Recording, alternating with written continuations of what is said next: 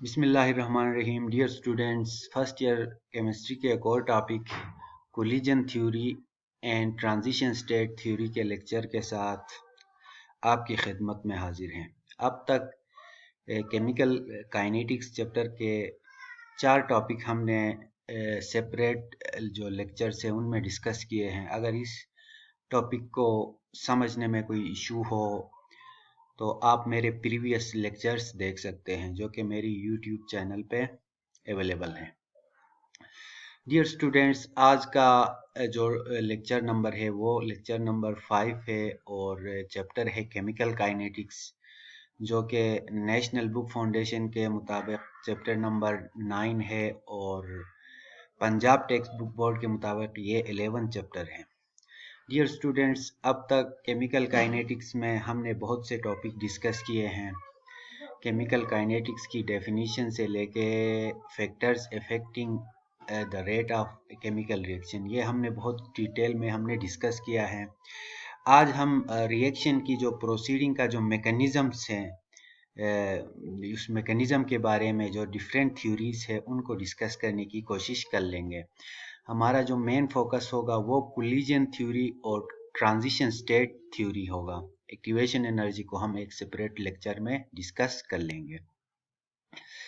तो इस तरह हमने तकरीबन हाफ कर लिया है इस चैप्टर का। 1-2 लेक्चर्स में मजीद हम कैटालिसिस को भी कंप्लीट करने की कोशिश कर लेंगे एक्टिवेशन एनर्जी के साथ। तो डियर स्टूडेंट्स, अब तक जो है हमने जो पढ़ा है उसका एक हम क्विक रिव्यू हम लेते हैं कि अब तक हमने रिएक्शन रेट्स को डिस्कस किया है कि रिएक्शन रेट किसे कहते हैं। फिर रेट लॉस को हमने डिस्कस किया। फिर इंटीग्रेटेड रेट लॉस को थोड़ा सा हमने टच दिया, ये थोड़ा सा एडवांस लेवल का टॉपिक है। फिर रिएक्शन ऑर्डर मालूम करने के लिए हमने हाफ लाइफ पे एक लेक्चर पहले डिलीवर किया है। फिर टेम्परेचर और स्पीड ऑफ रिएक्शन या टेम्परेचर और एक्टिवेशन एनर्जी को का रिलेशन देखने के लिए हमने आर्हेनियस इक्वेशन को थोड़ा सा डिस्कस किया है और आगे एक्टिवेशन एनर्जी में मज़ीद डिस्कस कर लेंगे। फिर हम रिएक्शंस के मैकेनिज़म्स देखने की कोशिश करते हैं। तो आज का हमारा जो मेन टॉपिक है वो है कि रिएक्शन कैसे होता है, यानी रिएक्शन में 2 चीज़ें होती है, रिएक्टेंट्स और प्रोडक्ट। रिएक्शन के दौरान रिएक्टेंट में क्या होता है कि वो प्रोडक्ट में कन्वर्ट होती है। ये हमारा आज का मेन टॉपिक है। तो डियर स्टूडेंट्स, इस के मुतल्लिक़ 2 अहम थ्योरीज हैं। एक है कोलिजन थ्योरी और दूसरी है ट्रांजिशन स्टेट थ्योरी। पहले डियर स्टूडेंट्स हम कोलिजन थ्योरी को हम डिस्कस कर लेंगे। ये बहुत सिंपल है और इसके मुताबिक रिएक्शन को कंप्लीट होने के लिए 3 जो है कंडीशंस है कि रिएक्शन उस वक़्त कंप्लीट होगा या रिएक्टेंट्स उस वक़्त प्रोडक्ट में कन्वर्ट होंगे जब ये 3 शराइत पूरे हो, ये 3 असम्पशंस हो कंप्लीट हो। तो इस सिलसिले में सबसे पहली जो कंडीशन है या पहली जिसको हम शर्त कहते हैं वो ये है कि एक रिएक्शन को होने के लिए रिएक्टेंट के मॉलिक्यूल्स का आपस में टकराना ज़रूरी है। जैसा कि नाम से ही जाहिर है कि कोलिजन थ्योरी का मतलब, कोलिजन का मतलब होता है आपस में टकराना। यानी रिएक्शन को प्रोसीड करने के लिए या रिएक्टेंट्स को प्रोडक्ट में कन्वर्ट करने के लिए आपके रिएक्टेंट्स का आपस में कोलाइड करना बहुत ज़रूरी है। मसलन ये ए रिएक्टेंट है, ये बी रिएक्टेंट है, ये ए बी इनका प्रोडक्ट बन रहा है, तो ये ए बी प्रोडक्ट उस वक़्त बनेगा जब ए और बी आपस में टकराएंगे। तो पहली शर्त ये है कि रिएक्टेंट मॉलिक्यूल का आपस में टकराना ज़रूरी है ताकि पुराने बॉन्ड टूट जाए और नए बॉन्ड बन जाए। इसी को डियर स्टूडेंट्स रिएक्शन कहा जाता है कि रिएक्शन में पुराने बॉन्ड टूट जाते हैं और नए बॉन्ड बन जाते हैं। तो अब हम इसकी दूसरी शर्त देखते हैं, ओरिएंटेशन। ये भी बहुत इम्पोर्टेंट है। जिस तरह कोलिजन ज़रूरी है इसी तरह प्रॉपर ओरिएंटेशन के साथ कोलिजन ज़रूरी है। ओरिएंटेशन का मतलब होता है डियर स्टूडेंट एक ख़ास डायरेक्शन में, एक ख़ास तरीके से टकराना। तो इसमें यह है कि the colliding molecules must collide with proper orientation. मसलन देखें डियर स्टूडेंट, ए और बी मिलके सी और डी बना रहे हैं। अब ए सी के साथ कम्बिनेशन बना रहा है प्रोडक्ट्स में, और बी डी के साथ जो है डबल डिस्प्लेसमेंट रिएक्शन के जरिए बी डी के साथ प्रोडक्ट बना रहा है। अब हमारे जो प्रोडक्ट्स है वो ए सी के साथ ए और सी बनाएंगे, बी और डी बनाएंगे। अब इसको आप लोगों ने सही तरीके से समझना है। जब ए बी ये मॉलिक्यूल है, ए बी सी डी के साथ टकराता है, तो प्रोडक्ट ए सी ने अगर आगे बनना है, ये थर्मोडाइनामिकली स्टेबल प्रोडक्ट यही है, इसी ने बनना है, तो ए बी मॉलिक्यूल के ए पार्ट को दूसरे मॉलिक्यूल के सी से टकराना चाहिए, क्योंकि आगे ए सी ने बनना है। पुराना बॉन्ड टूटेगा और नया बॉन्ड ए सी का बनेगा। तो ये देखिए, प्रॉपर ओरिएंटेशन की शर्त को फुलफिल करने के लिए ए बी मॉलिक्यूल के ए पार्ट को सी के साथ टकराना चाहिए दूसरे मॉलिक्यूल के, और बी डी पहले मॉलिक्यूल के बी वाले पार्ट को दूसरे मॉलिक्यूल के डी से टकराना चाहिए। ये जो है इफेक्टिव कोलिजन होगा या फ्रूटफुल कोलिजन होगा। इन केस इस मॉलिक्यूल का ए पार्ट इसके डी से टकराए और इसका बी इसके सी से टकराए, तो प्रोडक्ट नहीं बनेगा, क्योंकि ये ओरिएंटेशन गलत हो गई। क्योंकि आगे जाके स्टेबल प्रोडक्ट जो बनता है ए सी का ही बनता है और बी डी का बनता है। अगर ये अपोजिट डायरेक्शन में टकराएंगे, ये इसके साथ टकराएगा, ये इसके साथ टकराएगा, तो वो प्रॉपर ओरिएंटेशन नहीं होगी, फिर इसमें हमारा जो प्रोडक्ट है वो नहीं बनेगा। तो दूसरी शर्त ये है कि पहली शर्त मॉलिक्यूल्स को आपस में टकराना चाहिए। दूसरी शर्त ये है कि उन मॉलिक्यूल को एक खास डायरेक्शन में, एक खास ओरिएंटेशन में आपस में टकराना चाहिए, क्योंकि नए बॉन्ड बनाने वाले कंपोनेंट्स एक दूसरे के साथ इन कांटेक्ट आ जाए। ए सी के साथ इन कांटेक्ट आ जाए, बी डी के साथ इन कांटेक्ट आ जाए, तो तब हमारे पास ए और सी का नया बॉन्ड बनेगा, बी और डी का नया बॉन्ड बनेगा। तो ये प्रॉपर ओरिएंटेशन से इनका टकराना बहुत जरूरी है। डियर स्टूडेंट, अब थर्ड जो हमारे पास कंडीशन है कोलिजन थ्योरी के मुताबिक, कि जो मॉलिक्यूल आपस में टकराते हैं उनको एक खास एनर्जी से टकराना चाहिए। अगर कम एनर्जी से टकराएंगे तो क्या होगा? पुराना बॉन्ड टूटेगा नहीं, नया बॉन्ड बनेगा नहीं। तो इसलिए इन मॉलिक्यूल्स को आपस में एक खास अमाउंट ऑफ एनर्जी से टकराना चाहिए। उससे कम एनर्जी से आप ये टकराएंगे तो एक दूसरे को रिपेल करके बजाय जो है प्रोडक्ट बनाने के, दोबारा से वो क्या कर लेंगे, रिएक्टेंट फॉर्म में ही वापस आ जाएंगे। एनर्जी और उसका जो रिएक्शन मैकेनिज्म का ताल्लुक है वो हम डिटेल से नेक्स्ट लेक्चर ज़रूर देखिएगा।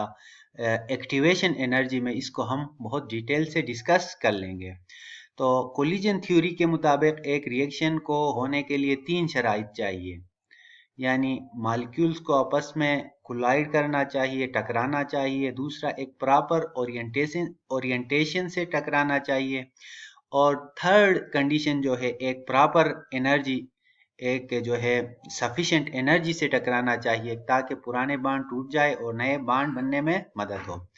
Dear students, transition state theory को डिस्कस कर लेते हैं। ये थोड़ा सा एडवांस लेवल का है, कोलिजन थ्योरी से ये एडवांस लेवल।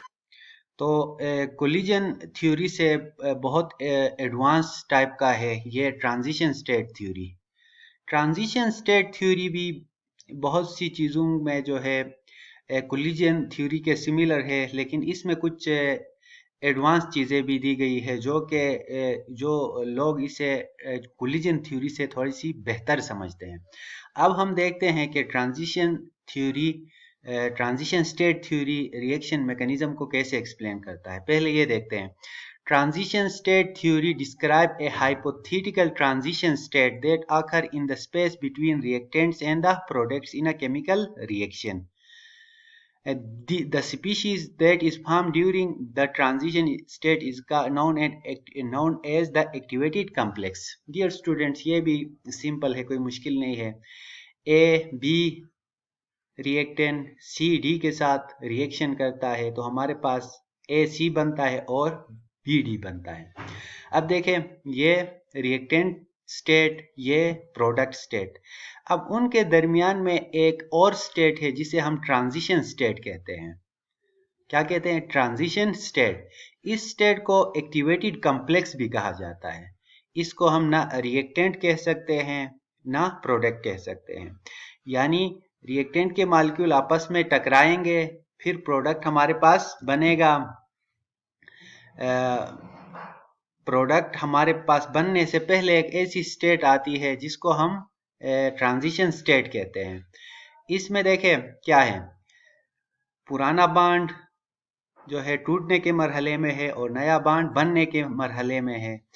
अब ये जो एक्टिवेटेड कॉम्प्लेक्स होगा वो ये फैसला कर लेगा कि इस एक्टिवेटेड कॉम्प्लेक्स ने डिकम्पोज होके प्रोडक्ट फॉर्म में जाना है, या ये अगर एनर्जेटिकली फेवरेबल नहीं है, जो है एक्टिवेटेड कॉम्प्लेक्स की जो है पोटेंशियल एनर्जी इतनी ज़्यादा नहीं है, तो वो बजाय प्रोडक्ट बनने के डिकम्पोज होके दोबारा से रिएक्टेंट साइड में जाएगा।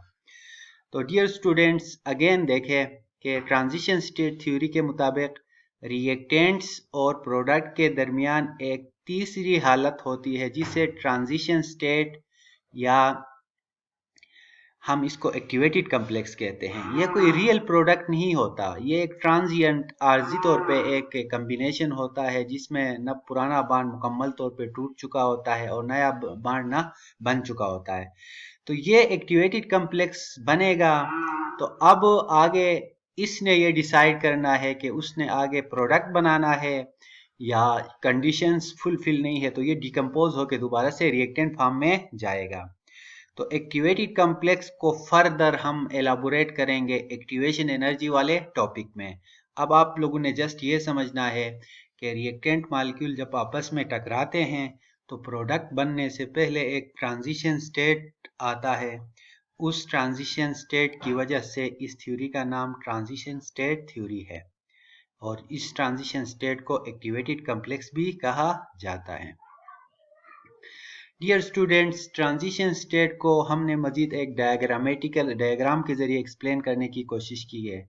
ये हमारे पास रिएक्टेंट है, ये रिएक्टेंट ए है और ये रिएक्टेंट बी है, और ये हमारे पास प्रोडक्ट्स है जो भी बना है ए और बी का, सी और डी समझ लें इनको। तो अब देखिए डियर स्टूडेंट्स, अब इन रिएक्टेंट मॉलिक्यूल को, ये जो बैरियर है रिएक्टेंट और प्रोडक्ट के दरमियान, जिसको हम एक्टिवेशन एनर्जी का बैरियर भी कहते हैं, अगर ये रिएक्टेंट मॉलिक्यूल सफिशिएंट एनर्जी से टकराए हैं और उनकी जो पोटेंशियल एनर्जी है उसने इससे जो है रिकावट को, इस बैरियर को अगर क्रॉस किया तो वो प्रोडक्ट में कन्वर्ट होंगे। अगर वो इस रिकावट को या बैरियर को जो है क्रॉस नहीं कर सके तो वो दोबारा से रिएक्टेंट में जाएंगे।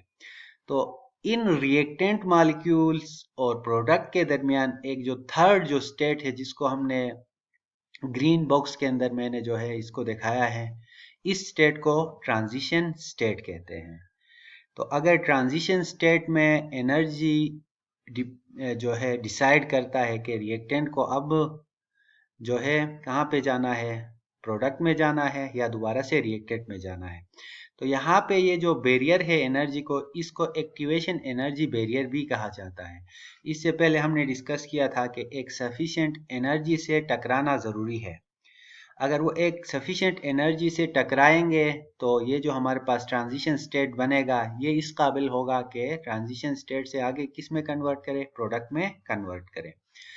तो डियर स्टूडेंट्स, हमने आज एक जो है कंपेरेटिवली स्टडी की कोलिजन थ्योरी और ट्रांजिशन स्टेट थ्योरी, दोनों ही बहुत अच्छे हैं, रिएक्शन के मैकेनिज्म्स को एक्सप्लेन करते हैं, लेकिन रिलेटिवली ट्रांजिशन स्टेट थ्योरी एक जो है मॉडर्न थ्योरी है, ये एक्टिवेशन एनर्जी के बेस पे इन सारी चीज़ों को एक्सप्लेन करता है। तो डियर स्टूडेंट्स, अगेन आपसे रिक्वेस्ट है कि अगर आप लोगों ने हमारा चैनल सब्सक्राइब नहीं किया है तो आसान तरीक़ों से जो है केमिस्ट्री को समझने के लिए हमारे चैनल को ज़रूर सब्सक्राइब कर लें। ये हमारे चैनल का लिंक है, इसको यहाँ से आप देख सकते हैं। ठीक है, अल्केमिस्ट चैनल आप यूट्यूब में सर्च भी कर सकते हैं, उसका जो आउटलुक है वो इसी तरह है कि ये हमारे जो है चैनल का जो आउटलुक है वो ये है। इसमें आपको फर्स्ट ईयर के कुछ वीडियोस नज़र आएंगे, सेकंड ईयर के और कुछ